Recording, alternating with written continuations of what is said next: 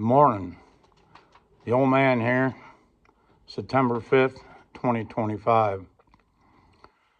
Today what I'd like to talk about is gold and silver, of course. But what I'd like to bring up is the fact that Mike Mahoney of goldsilver.com, his video from yesterday was basically titled is this a gold and silver bull run, or is this a monetary reset? I think it can be easily argued that this is a monetary reset. If the average gold and silver stacker is looking at what's my exit position, at the end of the day, I think they're going to sell their gold or silver stack for fake fiat way too early. And, we look at gold and silver. Well, let's start with silver. All-time highs being 50, and honestly, we're closer to 50 than we have been in a long time.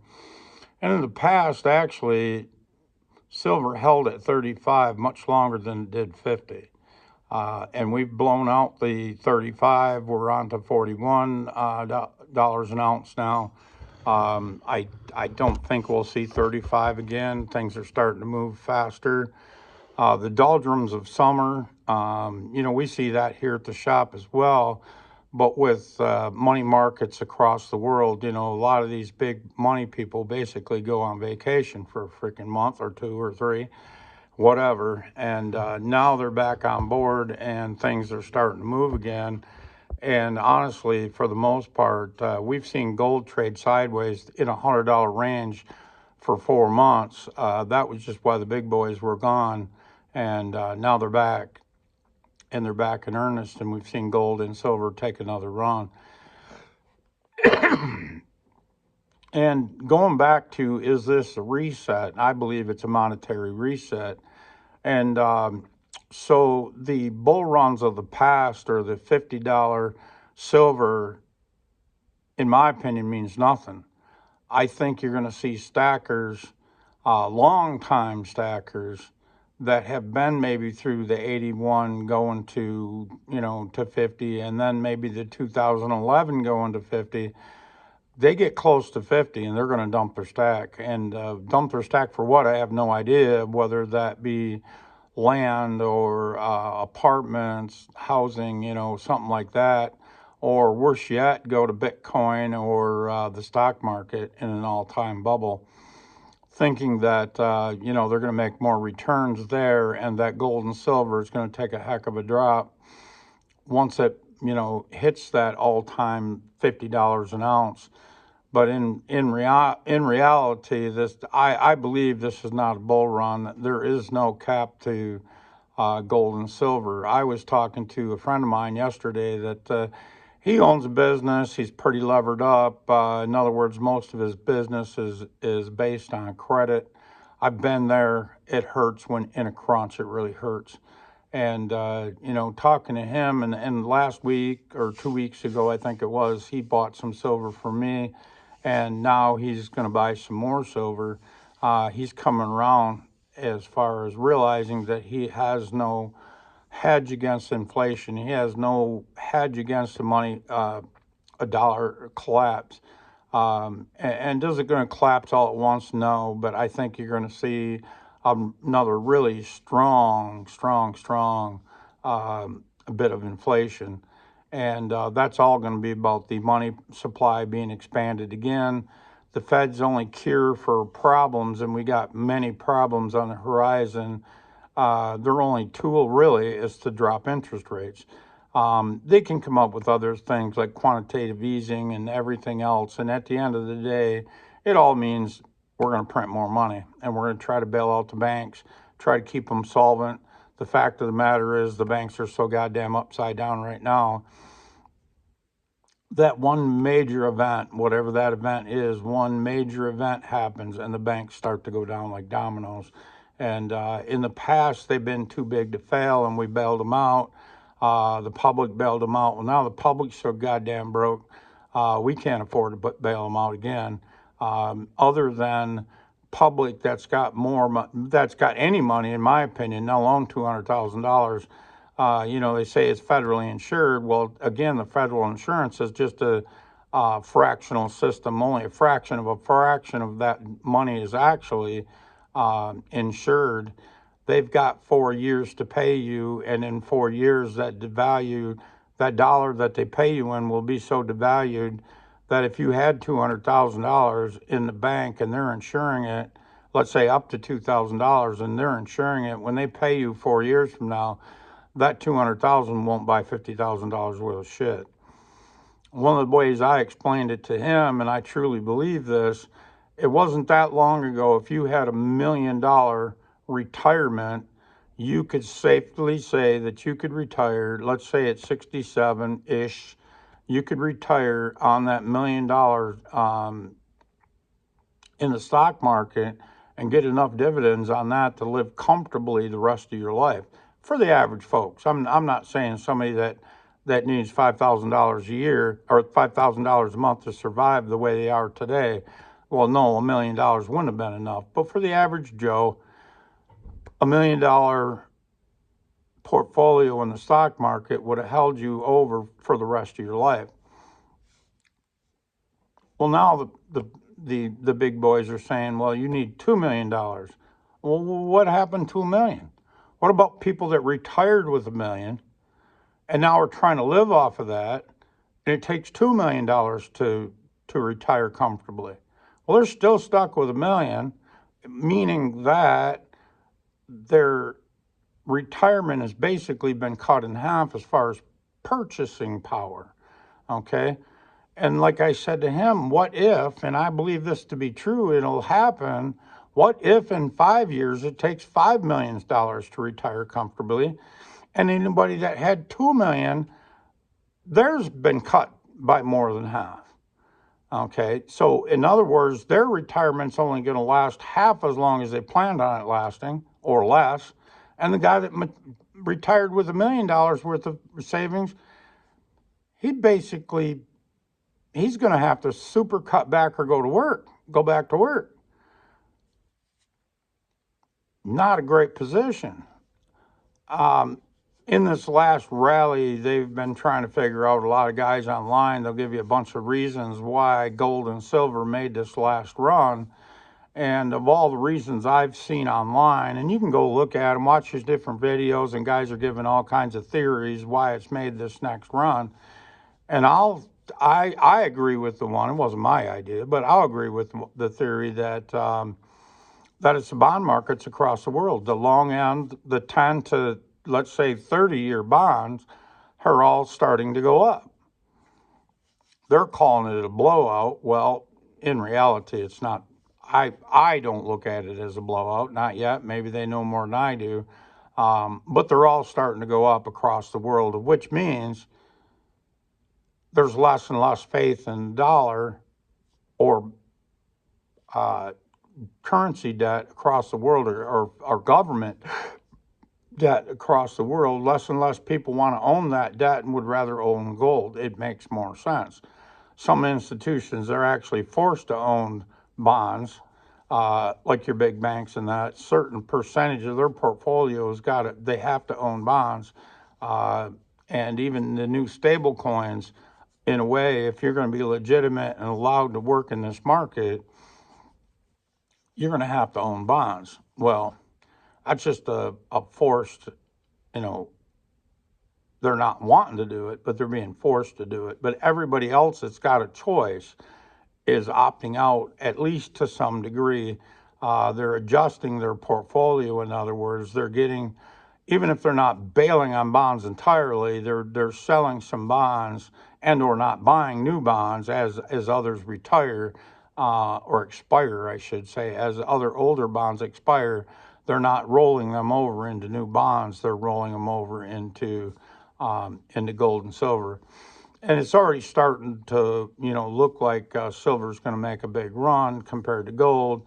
So silver's getting a little better bid than gold, although it's all across the world, or all across the board. Both gold and silver are getting a bid. So it's running the price of gold and silver up. And the other question you asked me is, well, where do they expect gold, or where do they expect silver to go? And like I told him, I can give you all kinds of fake fiat numbers, but at the end of the day, it doesn't matter. In reset, things will no longer be priced in fake fiat currency terms anymore. It'll be priced in how many grams or nanograms of gold, or how many grams or nanograms of silver it'll take to buy a certain product. You know, we've all been programmed across the world, really, to price everything in dollars. Okay, and it's a fake fiat currency. We shouldn't be pricing anything in dollars. In fact, you know, you look at anything you want to buy today, and the price is significantly higher than it was even 5 years ago when you look at it in dollar terms. But now turn that around and price it in gold, and everything is significantly cheaper. It takes less gold today than it did 5 years ago to buy X, whatever X is, whether that's an acre of land. It takes less ounces of gold to buy an acre of land. In fact, you know, if you go back 5 years ago, I would say an acre of land might cost you as much as, depending on what you're buying, anywhere from 2 to 3 ounces, depending on if you're buying farmland or wooded land or pasture land. You know, it would be somewhere in that 2 to 3 ounces of gold to buy each acre. Now, at least in Michigan, I don't know about the rest of the country, it varies across the country. But here you can buy an acre of pasture land for less than I'd say you'd be able to buy for an ounce of gold at the moment. You could probably buy, let's say, 1.2, 1.3 acres per ounce of gold. Well, if you wait a while longer, even if the price in dollar terms stands still on the pasture, in other words, just under $3,000 an acre for pasture land in Michigan, and the price of gold keeps going up, therefore, as that price of gold in dollars goes up, if the price in dollars of the land stands still, or pretty much still, you're buying more land per ounce of gold. In other words, measured in gold, land's getting cheaper. Measured in dollars, it's getting more expensive because it's going to take more and more dollars to buy anything. Doesn't matter. Anything of value is going to cost more and more dollars. It will get to the point where people will just want to get off their dollars. A lot of people won't understand that gold is money or silver is money, and that you know, if you just want to get off your dollars quick, and because you know they're devaluing extremely fast, and it'll come faster and faster and faster. You know, over the last 2 years, gold has gone up significantly, but the 5 years before that, it'd gone up, but significantly slower than it was now, than it has been over the last 2 years. So let's say roughly gold especially was going up 10%, not quite, but close to 10% a year. And in the last 2 years, it went up, or so far, and we're not even through this year, but last year it went up roughly 24% at the end, by the end of the year. Had been a little more than that, but consolidated by the end of the year down to about 24% ish. Don't quote me on it exactly. But this year it's already done the same, and we ain't even through the end of the year yet. And I think we're in the last quarter of this year is where gold's going to make its next big move. The first quarter it made a big move, then it stayed kind of still through the second and third quarter, and now we're already seeing another good run. And I think I don't know if gold and silver move together this time, or gold runs out ahead and then eventually silver catches up. So I'm thinking gold's going to make a pretty good run by the end of the year. Silver may kind of keep up, but I think gold's going to run ahead of it. And by the first quarter of next year, silver's going to catch up to gold, percentage-wise, not dollar-wise, obviously, but percentage-wise. If gold moves 25% from today to the end of the year, or let's say from September 1st to the end of the year, it moves another 25% total. I'm kind of thinking silver, but again, they might blow this out of the water, but I don't think it's going to happen. I think gold's going to move up another roughly 25% by the end of the year, and silver may move up, let's say 15% from September 1st to the end of the year. But by the end of the first quarter, silver is going to make that next move and catch up to gold. It's just a half-ass prediction. It really doesn't matter. Like I was trying to tell him, you really can't put a dollar figure on what gold is going to peak out at. And it's actually not going to peak and then drop. In my opinion, it's going to peak and plateau. In other words, it's going to find its true value. The dollar and all fiat currencies be damned. They will go to the way of the dodo bird. Okay, they'll fail to exist over time, and things will start to be priced instead of priced in dollars across the world. They'll be priced in gold or silver or both. Whatever. There'll be maybe more expensive things like cars and houses and land will be priced in ounces of gold or fractions of ounces of gold, and things like gum and a dozen eggs and a loaf of bread will be priced in silver. I could see that, or something like that. It doesn't make sense, in my opinion, to price something like a loaf of bread at 0.00018 gram of gold. It just doesn't make sense. It may happen, though. Who knows? We may go to a gold standard. We may go to a bimetallic standard. I'm kind of thinking we're going to go to a bimetallic standard.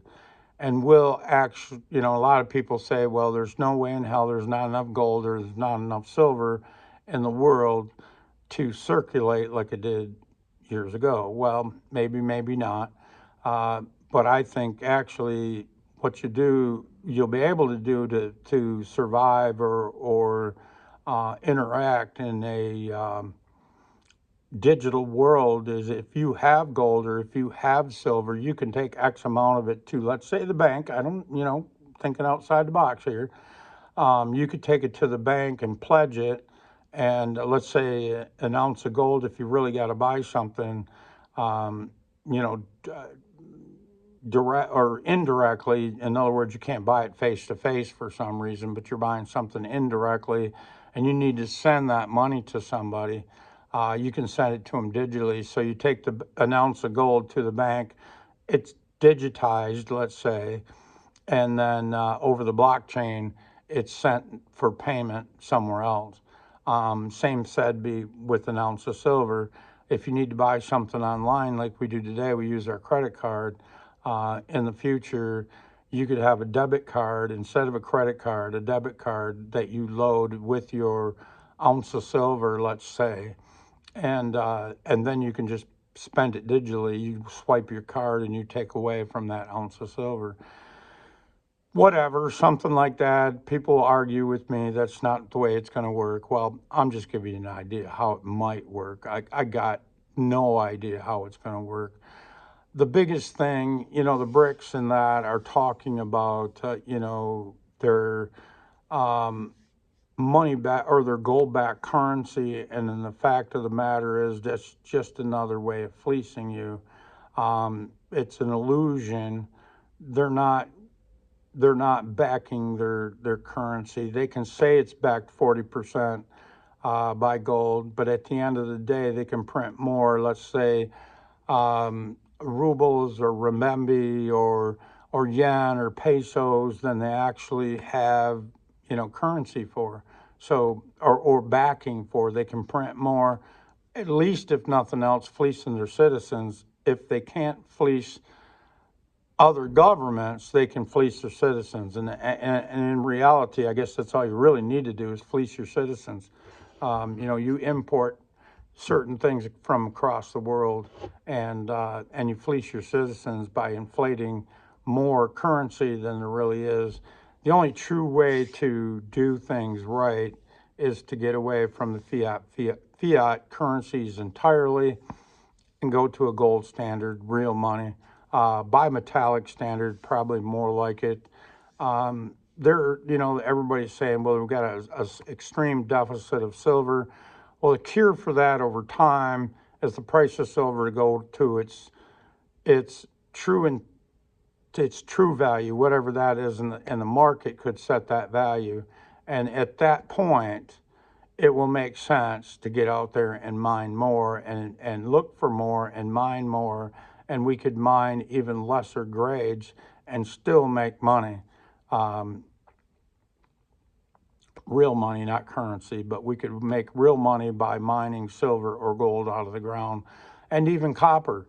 The United States other than in Alaska, the United States hasn't really allowed too much mining in the rest of the country, and there's a lot of federal land out west that holds gold, silver, and copper. And honestly, we got to get rid of these freaking regulations. You got to quit listening to all the criers and whiners and crybabies and whoever else. And we can't save a freaking endangered owl and let our whole economy collapse. It just doesn't make sense. You got to get past all that stupid bullshit and actually start building something real. And when you start building something real and people are paid in real money and not this fake fiat bullshit currency that they're fleeced out of at the end of the day, you will see a wealth that you will never recognize before in your lifetime. And the other thing I want to talk about today too is Trump and the feds, or the United States Central Bank, and he's exposing them for the frauds they are. Now, mind you, he's got to do that slowly. He doesn't want everybody in the world to abandon the dollar all at once. It's coming anyways, but he needs it slow, or he needs to do it. Let's say it needs to be done slowly, and it needs to be done on his terms so that he can get all the things in place that he needs to get in place for this monetary reset.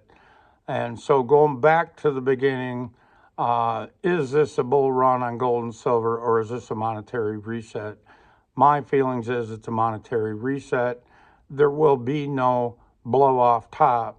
It's going to come to a plateau, whatever that plateau is. The market's going to say at the end of the day, this is what gold is worth, and this is what gold buys, and this is what silver is worth, and this is what silver buys. And at the end of the day, fake fiat currencies are going to meet its demise. And many countries across the world are going to try to stop that, because the only thing their politicians know is to fleece people out of their wealth. And in fact, people that have no skills other than, charming the pants off some idiot, okay, they're called politicians. And the liars, the best liars, are also politicians at the end of the day. And so they're going to be out of a job. And in some countries, they're lucky if they're not hung or guillotined or something.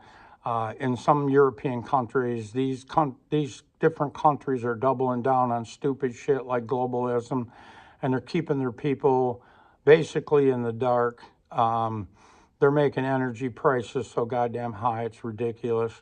So they're going to have a revolution within their own countries, or these governments are going to have wars against each other in Europe to hide the fact that that they've been fleecing people, put the people's attention on something else rather than them. And that's very possible. In the past, that's where we got World War I, that's where we got World War II, that's where we got Korean War, that's where we got Vietnam War. It was all hiding bullshit, okay? Any of the crap that they were pulling. And in fact, that's what the pandemic was all about, was hiding the collapse of the U.S. Economy, and the big boys weren't ready for it to collapse yet. And now you got Trump that threw a monkey wrench in their works, not only getting elected once, but getting elected twice, and basically throwing the globalists out of this country. You may not believe that yet, but the day is here, and or it's coming. the final blows. And you take a country like Canada that has just embraced the globalist. I don't know if he was elected or he was appointed. I imagine he was appointed.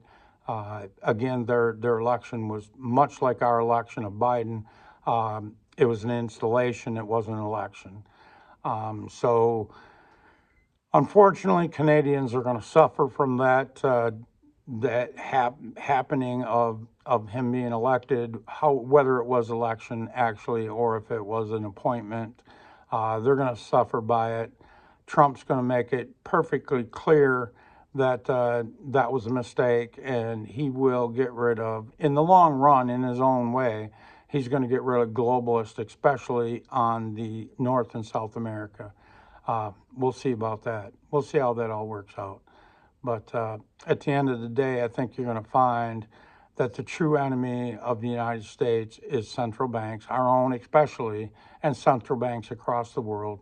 And that China and Russia is not our enemy. I think China, Russia, and India, again, being a big player as well, I think you'll see, and I said the other day the G3, and now I'm thinking of the G4, because India's not playing ball with Europe either. They're breaking away. They're making friends with China openly, and therefore I think you're going to see them also make friends with Russia. China and India need quite a bit of oil from Russia, fairly inexpensive oil. Also from the Arabs, they need oil from them too, cheap oil. And we as well, we do too. Drill, baby, drill.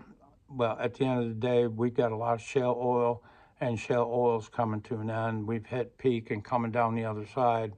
And the demand for oil and energy as a whole is going to explode.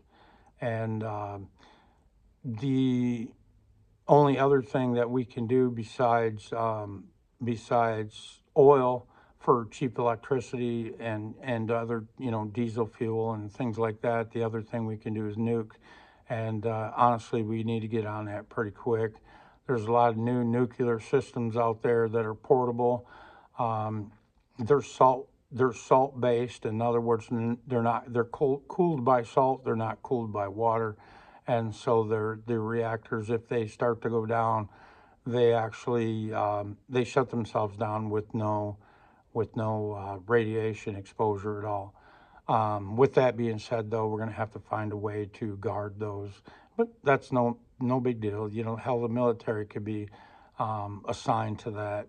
Or the National Guard or whatever, assigned to guard each one of those. But that's kind of getting off on a different tangent. But to build wealth across the United States, we need to bring manufacturing back. We no longer want the major currency of the world or the dominant currency of the world. We don't want that, because by being the dominant currency of the world, we basically have hollowed out our manufacturing process, and to bring that back, you got to give up that dollar dominance across the world. So that'll be gone in the future too. I can see that happening as early as 2028 or thereabouts.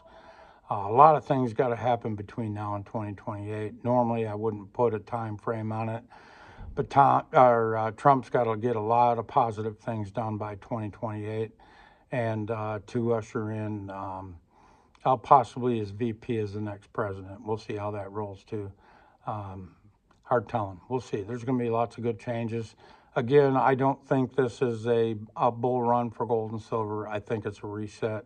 And so if you're worried to blow off top, and when am I going to sell my gold and silver? As of this point, I don't think I'd worry about that. Things may change in the meantime.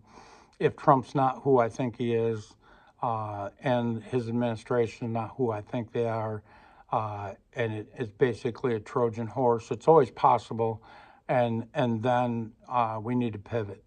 But as of right now, I don't see that, and you'll see a lot of negative shit about Trump because he's turned up the apple cart. He's turned the apple cart over, and a lot of people in the financial systems, even good people in the financial systems, don't like change. So we'll see how it goes. I appreciate you guys watching. Like and subscribe. Take a minute before you check out here to like this video. Subscribe if you haven't subscribed, if you like the things I'm saying and the way way this channel's rolling. If you like that, go ahead and subscribe.